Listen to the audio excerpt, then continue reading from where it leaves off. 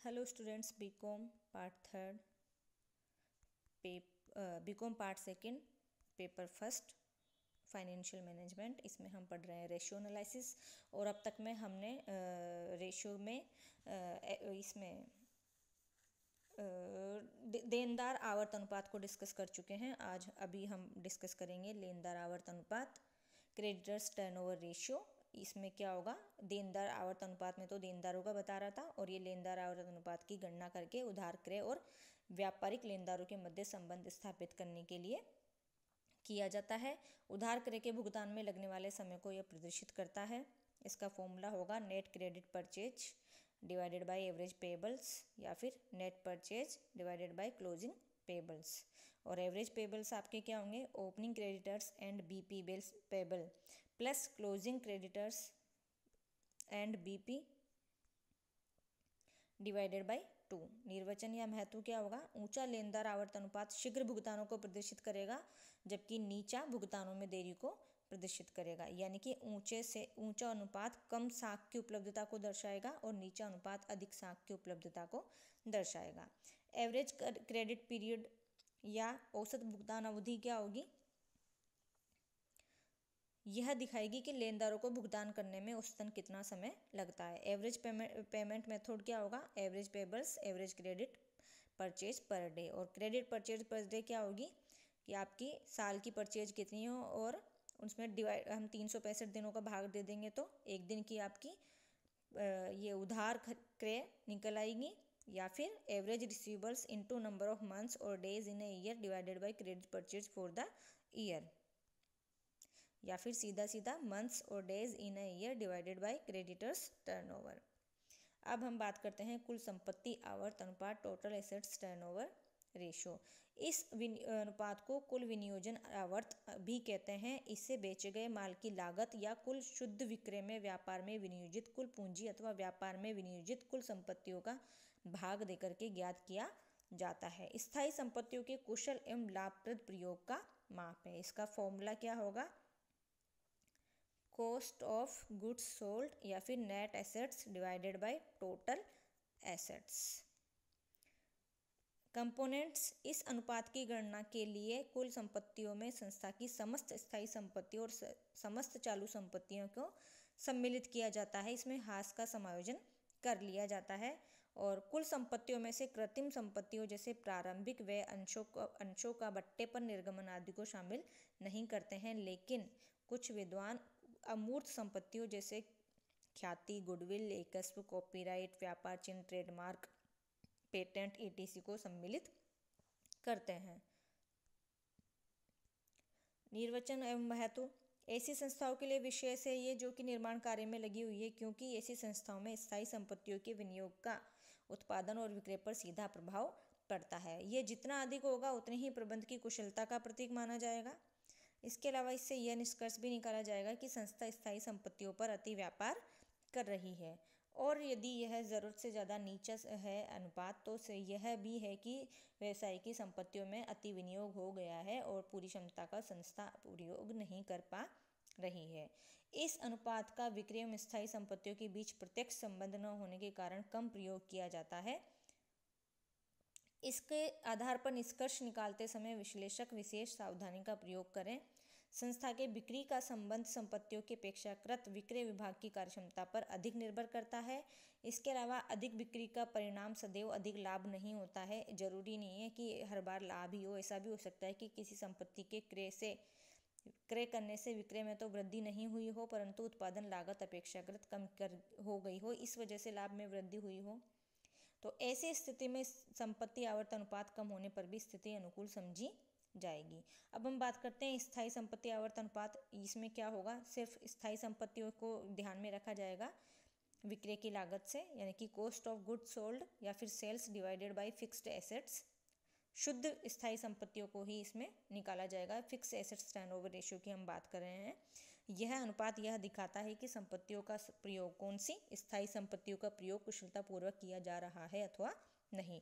निर्माणी संस्थाओं में यह अनुपात विशेष महत्व रखता है, क्योंकि निर्माणी संस्थाओं में विक्रय की मात्रा, उत्पादन संबंधी क्रियाओं का निष्पादन चालू संपत्तियों की अपेक्षा किस पर ज़्यादा होता है, स्थायी संपत्तियों पर। अब हम बात करते हैं चालू संपत्ति आवर्त अनुपात। इसमें इसका अपोजिट हो जाएगा, इसमें सिर्फ चालू संपत्तियों को लिया जाएगा। कॉस्ट ऑफ गुड्स सोल्ड या फिर sales divided by current assets. ये क्या करता है, यह चालू संपत्तियों की प्रयोगशीलता व लाभदायकता पर प्रकाश डालता है। और ये किसके लिए ज़्यादा उपयोगी है, गैर निर्माणी संस्थाओं के लिए या फिर ऐसी निर्माणी संस्थाओं के लिए जहां स्थायी संपत्तियों की तुलना में चालू संपत्तियों का अधिक प्रयोग होता है। इसके आधार पर चालू संपत्तियों के प्रयोग में कुशलता या अकुशलता, अति विनियोग या अल्प विनियोग की स्थिति पर प्रकाश डाला जा सकता है। अब हम बात करते हैं कार्यशील पूंजी अनुपात। इसमें क्या करेंगे हम, इसमें सिर्फ कार्यशील पूंजी को ही लेंगे कि कार्यशील पूंजी का प्रयोग किस दक्षता से किया जा रहा है। फॉर्मूला क्या हो जाएगा, वर्किंग कैपिटल टर्नओवर रेशियो बराबर कॉस्ट ऑफ गुड्स सोल्ड या फिर sales divided by net working capital. अगर ये अनुपात उच्च है तो अति व्यापार को दिखाएगा और अगर निम्न है तो अल्प व्यापार को दिखाएगा। अब हम बात करेंगे पूंजी आवर्त अनुपात की, कैपिटल एम्प्लॉयड टर्नओवर रेशियो।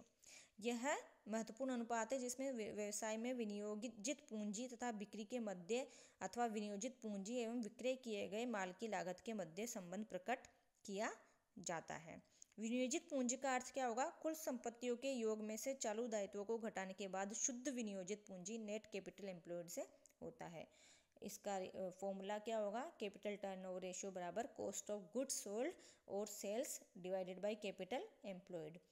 और विनियोजित पूंजी क्या होगी, सकल विनियोजित पूंजी, यानी कि विनियोजित पूंजी में से चालू दायित्व नहीं घटाएंगे और अगर ये दायित्व घटा देंगे तो ये हो जाएगी नेट कैपिटल एम्प्लॉयड।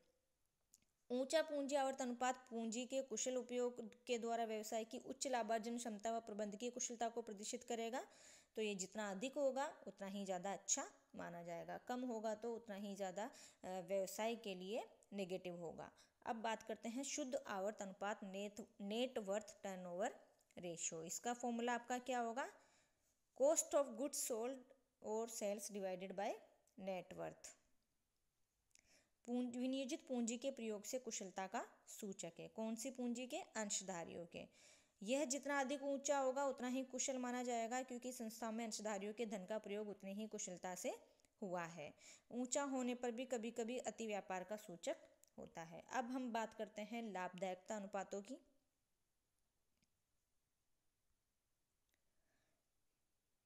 प्रत्येक व्यवसाय का उद्देश्य क्या होता है, अधिकतम लाभ कमाना। अधिकतम लाभ की बात करें तो लाभदायकता निरपेक्ष शब्द न होकर सापेक्षिक है।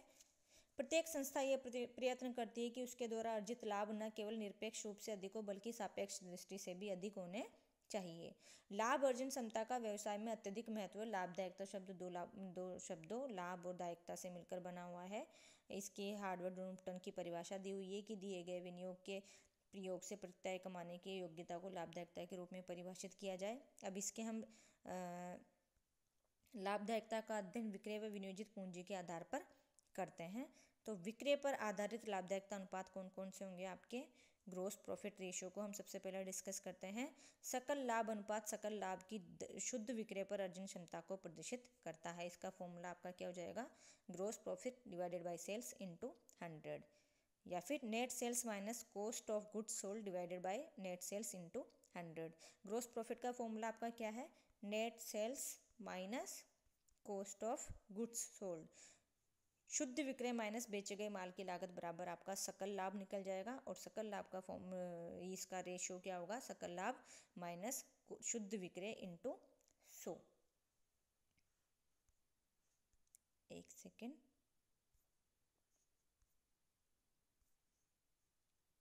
निर्वचन में महत्व क्या होगा, यह संस्था की व्यवसाय कुशलता का अच्छा माप है। संस्था की लाभर्जन क्षमता इस अनुपात के माध्यम से मापी जा सकती है।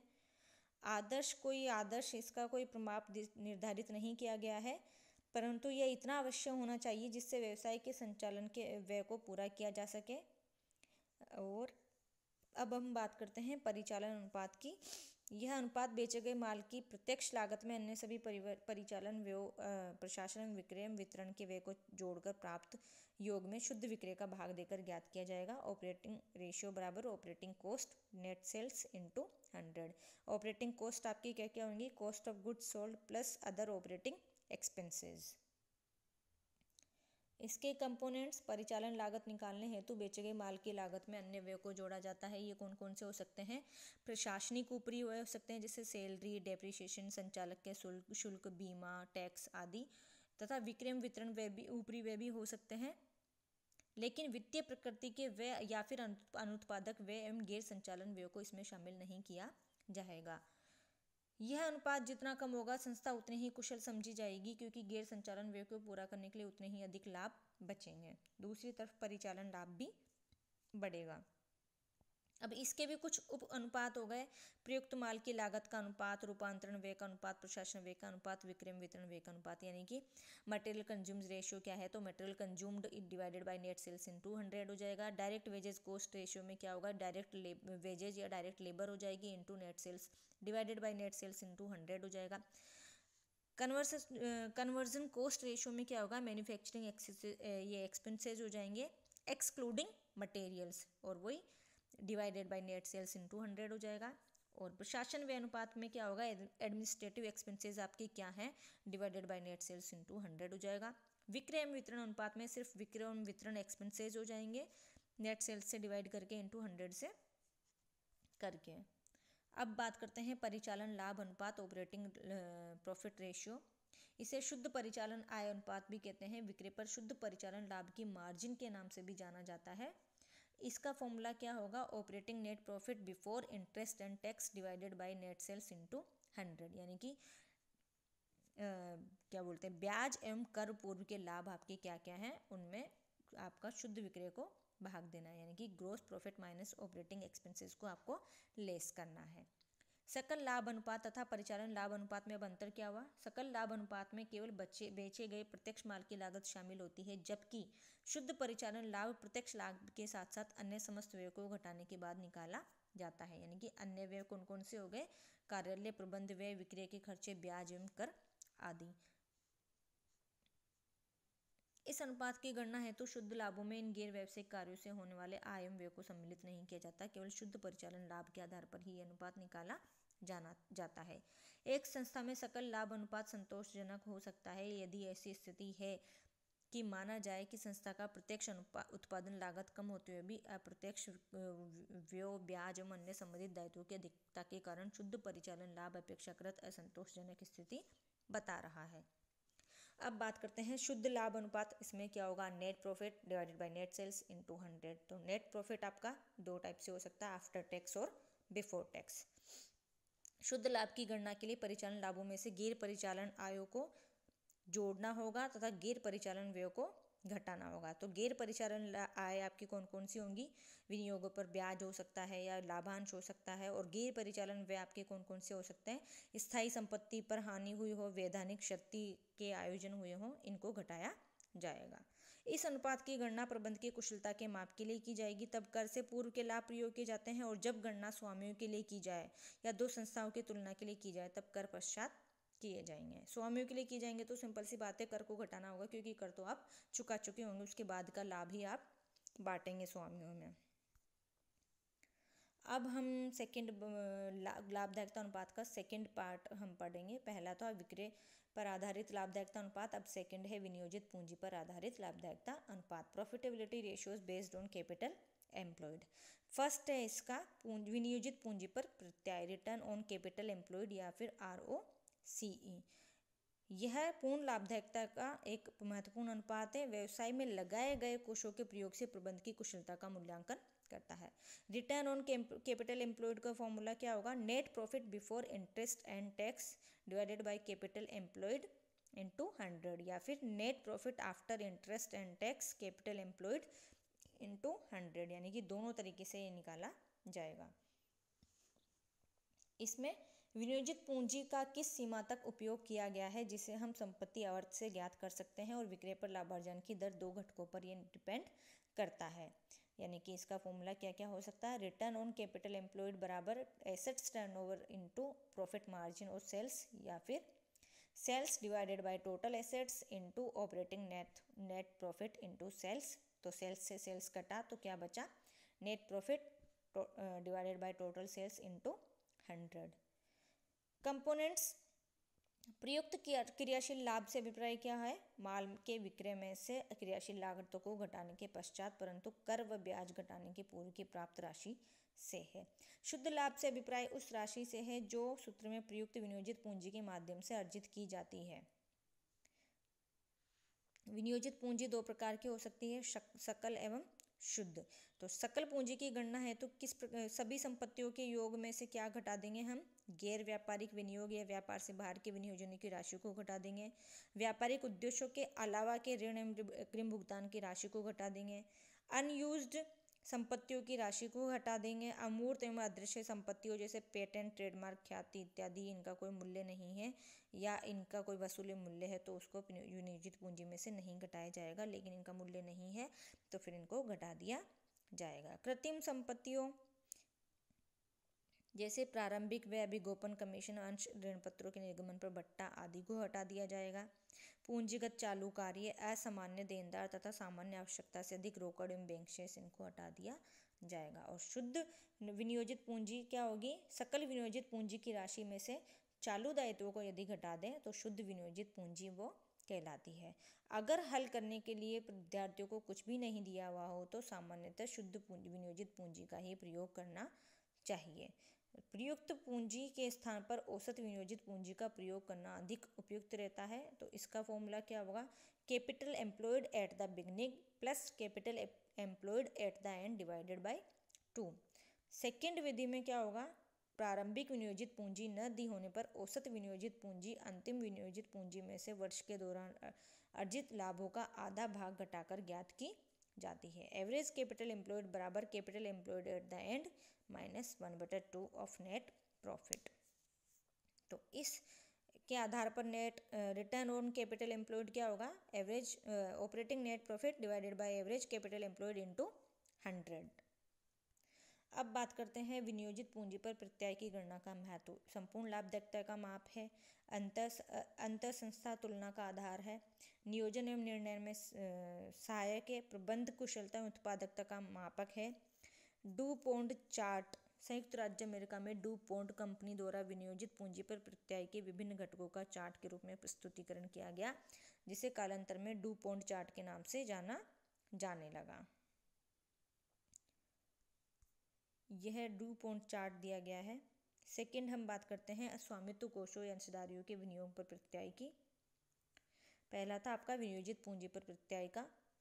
इसका फॉर्मूला होगा net profit after interest and tax, क्योंकि स्वामियों के लिए जान रहे हैं हम, डिवाइडेड बाय प्रोप्रिएटर्स फंड इनटू 100 या फिर डिवाइडेड बाय नेटवर्थ इनटू 100।